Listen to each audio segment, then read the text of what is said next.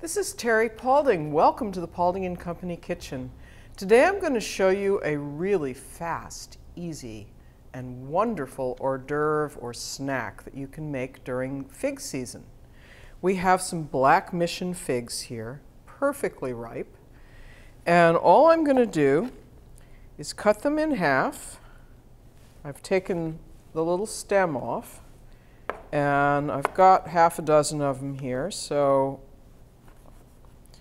we will make 12 little pieces. And when you're picking out figs at the store, you have to look at each one because sometimes they, well, see, I got one that's dryish inside. It's not completely dry. You can't always tell. It's a bit hit or miss. But sometimes if they're not nicely ripened, they are going to be very unpleasant. So hopefully we've got pretty good figs here. We get rid of our stems. And did I mention this is a really, really, really easy thing to make? We're going to take some blue cheese. And this is just some that I've crumbled up. It's Point Reyes Blue, local to California. You can use whatever you like, Gorgonzola, Stilton, Cabrales, any kind of blue cheese you like. You don't want to put too much on each one, just enough to flavor it without overpowering. And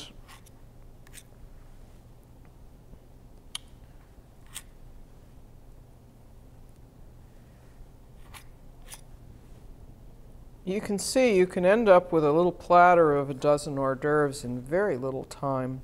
And what we're going to do is we have some walnuts that you can either use walnuts, pecans, toasted almonds, anything you like. And we're going to top this with some nuts. And then we have one more ingredient that you don't have to use, but is kind of nice. We're going to use some balsamic vinegar and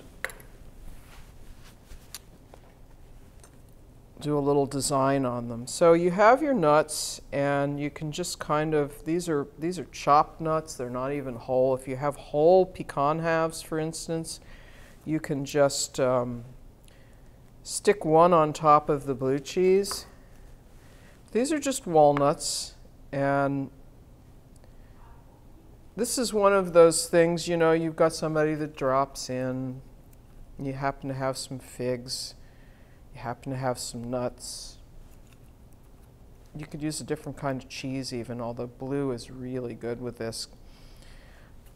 And you want something quick to impress them and give them a snack and make them feel welcome. So we're almost done with making this entire thing. No cooking, no muss, no fuss. However, if you wanted to make these as a cooked hors d'oeuvre, you could take a little piece of bacon or pancetta or prosciutto and wrap each one and put them on a baking pan for a few minutes and throw them in the oven. And the cheese will melt and the figs will be luscious. Now I have a nice clean platter here, and I have some balsamic that I've kind of reduced a little bit to a syrup. And I'm going to do a little decoration of the plate before I even put them down. It's something simple. It'll look nice no matter what you do, but it kind of looks cool to get them on the plate in some, you know, reasonable order. I turned that one the wrong way. I'm facing them all so that their rounded ends are towards the center on the outside layer, and then the inner layer, I'm kind of doing the same thing and putting them between. And it looks like I have one more that I'm going to put right in the middle.